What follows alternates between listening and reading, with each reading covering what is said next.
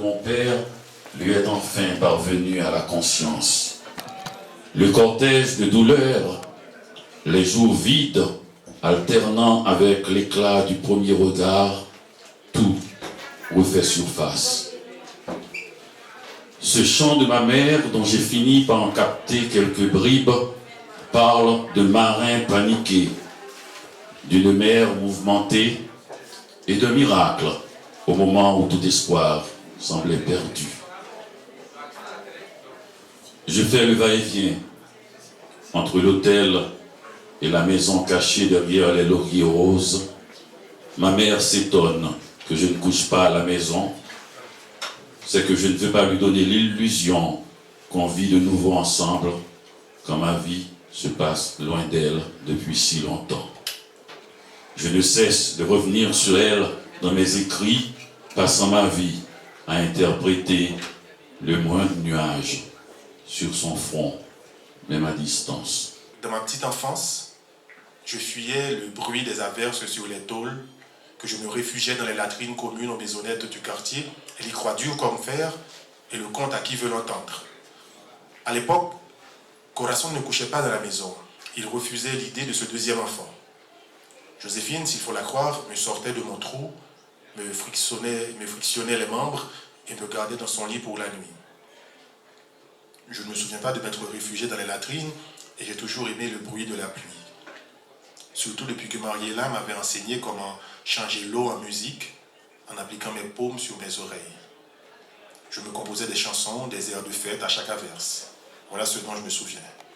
Son histoire de grosse peur, Joséphine l'a inventée pour exprimer un vœu. Que je revienne dans son lit, tenir la place de Corazon quand il passait sa nuit à boire dans l'un de ces bistrots minables où le rhum coûte trop peu cher pour correspondre à l'étiquette. Joséphine, ma mère, a toujours vécu dans la crainte que quelqu'un ne vienne chipper sa place dans le cœur de ces hommes. Elle souhaitait que ma vie entière, je demeure son enfant fragile. Joséphine, elle est malheureuse. Il lui manque la garantie qu'elle restera indispensable. Qu'aucune femme, jamais, ne viendra prendre sa place. Elle a toujours été jalouse de Mariella qui ne demande rien à personne. Le vice de Joséphine était de s'inquiéter, de croire qu'un jour, Corazon et moi allions tous les deux partir et la laisser toute seule. Corazon aimait lui faire peur et s'enfuyait de temps en temps. Il revenait cependant après chaque faux départ. Et Joséphine, tranquillisée, remerciait Dieu de cette aubaine. On aurait pourtant pu penser que c'était plus un mal qu'un bien. À chaque retour, il la haïssait un peu plus et augmentait le nombre de coups pour rattraper le temps perdu. Moi, je n'ai jamais pensé à m'en aller, sinon juste le temps de revenir, les bras chargés de petits verres roses ornés de motifs en forme de cœur, les poches bourrées de gourdes et de bonbons d'amidon. Joséphine ne s'étant permis ni caprice ni fantaisie, à part les tonnes de bonbons d'amidon qu'elle dévorait le dimanche après-midi. En semaine, elle vivait de prières et de voir les autres manger. Il n'y a que le dimanche qu'elle devenait gourmande. Je ne serais jamais parti, sauf pour lui chercher des bonbons. Et des verres identiques à ceux qu'elle a achetés chez un quincaillier du marché Salomon. Je suis certain qu'elle les préfère à tous les beaux objets luxueux qui existent de par le monde. Joséphine, elle a mal vécu, c'est l'idée même de la souffrance. Je ne voulais pas l'abandonner. Cependant, elle n'aurait pas dû inventer cette histoire de latrine. Je me sentais diminué chaque fois qu'elle racontait cette fable à Maman Yvonne ou aux dames du voisinage. D'autant, vraiment, que Joséphine, je n'ai jamais eu besoin d'un prétexte pour l'aimer. Elle vient juste après Mariella. Et dans la vie, comme à l'école, la seconde place, c'est pas si mal. Les enfants des héros, Lionel Truot.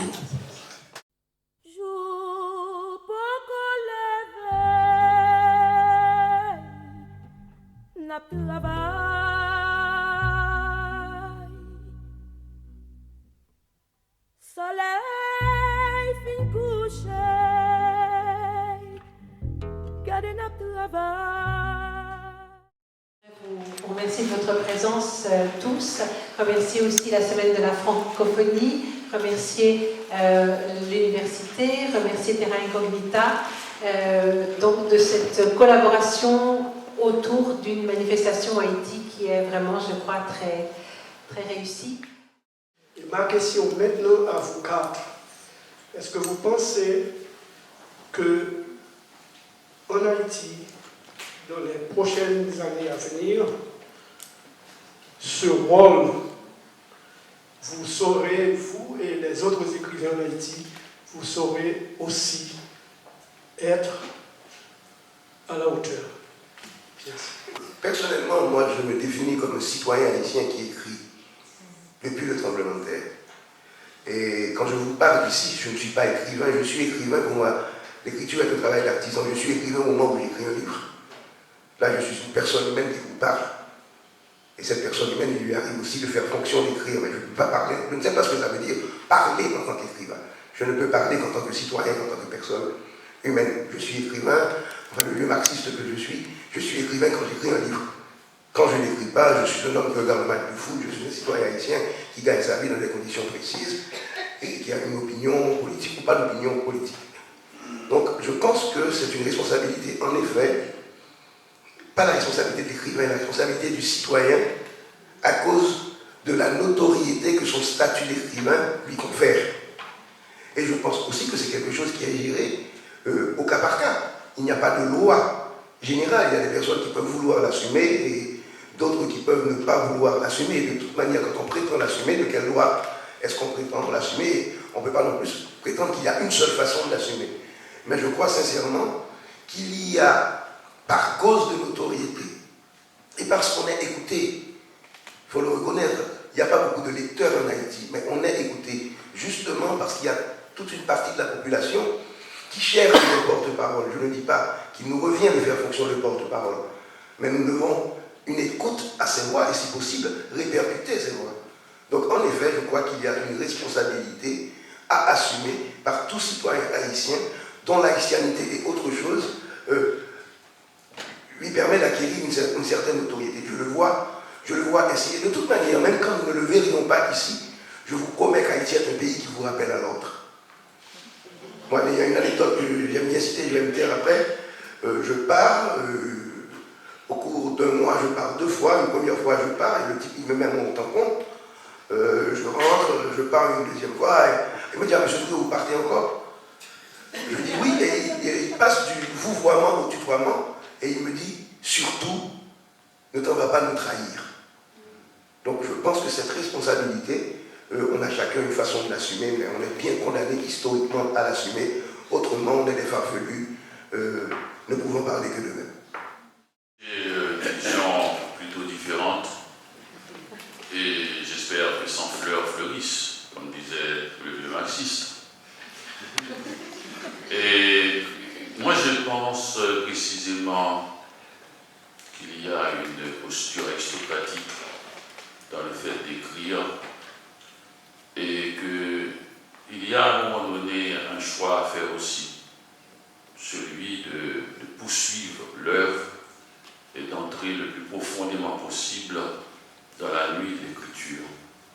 C'est-à-dire, il doit y avoir une division du travail, continuer la métaphore, des gens qui vont au fond des idées, d'autres au fond de la sueur, d'autres au fond de toutes sortes de batailles, mais il doit y avoir d'autres personnes dont si ces gens-là qui ne font que mettre les gens au pas, d'ailleurs je ne les connais pas, si quelqu'un pense me mettre au pas, je lui dirai son fait, il n'a pas donné un centime quand ma mère essayait de me payer les collages, et je n'accepte pas n'importe qui me mette au pas, et il devrait plutôt au contraire s'arranger pour faire un cercle de protection sur certaines gens qui ont prouvé qu'ils sont au travail. Spontanément, de dire laisse-le travailler. Toute société qui n'arrive pas à déterminer les gens, quel que soit le type de travail, pas forcément intellectuel, qui n'arrive pas à déterminer. Vous savez, je vais vous dire une chose. La France a sauvé Céline. Dernièrement, d'ailleurs, il y a eu un débat sur Céline. La France sait exactement qui est Céline. C'est l'auteur des Beaux Draps, c'est l'auteur de Moi à Crédit, c'est l'auteur d'une série d'œuvres, non pas seulement, pas encore le voyage, plutôt des œuvres pamphlétaires, des œuvres ignominieuses. C'est l'écrivain qui a écrit dans Je suis partout pour dénoncer avec adresse et non de juifs. Donc c'est pas une plaisanterie, c'est pas des petits textes un peu littéraires où on ne sait pas où il se place. C'est un fasciste fini. Alors pourquoi la France l'a sauvé? Jusqu'à présent, ces livres, ceux qui ne sont pas de cette nature-là, et sont dans les librairies, c'est parce que la France s'est dit, écoutez, il faut mettre un cordon de sécurité autour de Céline, sinon tous les Français les crieront comme pouce. Il nous faut au moins 2 voix, 2 tons.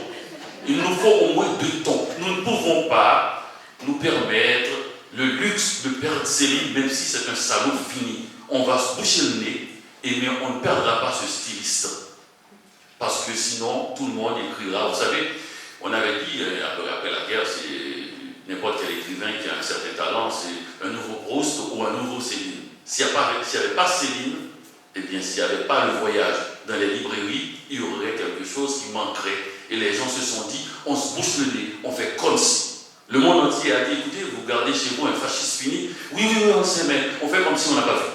Seulement, on demande aux gens de ne pas exagérer. Comme l'autre jour, quand il y a eu des trucs, il y a eu des débats, il y a toujours un petit débat. Dès qu'on vient avec le nom de Céline, il ne faut pas le mettre dans consécration, il ne faut pas le mettre.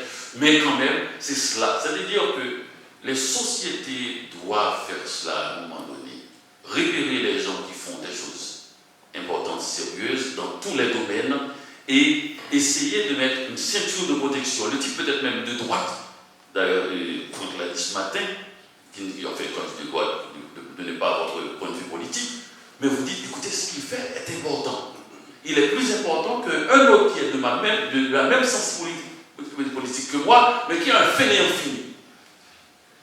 Donc, c'est cela. Une société doit permettre à des gens de continuer certains travails et doit les permettre aussi de ne pas subir la pression d'individus qui, naturellement, ne trouvent leur réalité qu'en essayant d'intimider d'autres gens. Moi, je ne me laisserai intimider par aucun voyant, sous aucun prétexte. Daniel, excuse-moi, je vois pas ce que, sans vouloir polémiquer, tout ce que tu as dit, moi je suis partiellement d'accord, je ne vois pas le rapport avec ce que moi j'ai dit. Moi j'ai dit simplement, et je peux penser à Nazim Hikmet, je peux penser à Sarah Magou, que tu aimes beaucoup, qui vient de mourir, je peux penser à Césaire, tiens. Je dis que dans certaines situations historiques, il arrive que le travail artistique que l'on fait confère une certaine notoriété, et il y a des moments où il y a des appels à discours et des appels à penser. Et je pense qu'un citoyen peut librement assumer cet appel à discours et cet appel à penser en dehors de son œuvre et rester un sacré bon écrivain. Je prends l'exemple de Saramago, pour moi c'est l'écrivain absolu. Tout en étant le citoyen. C'est tout ce que je dis, mais justement. Moi j'ai dit une autre chose. Ah mais d'accord. D'accord. Donc on ne parle pas de la même chose, nous d'accord. Je crois que je vais essayer de vous mettre d'accord.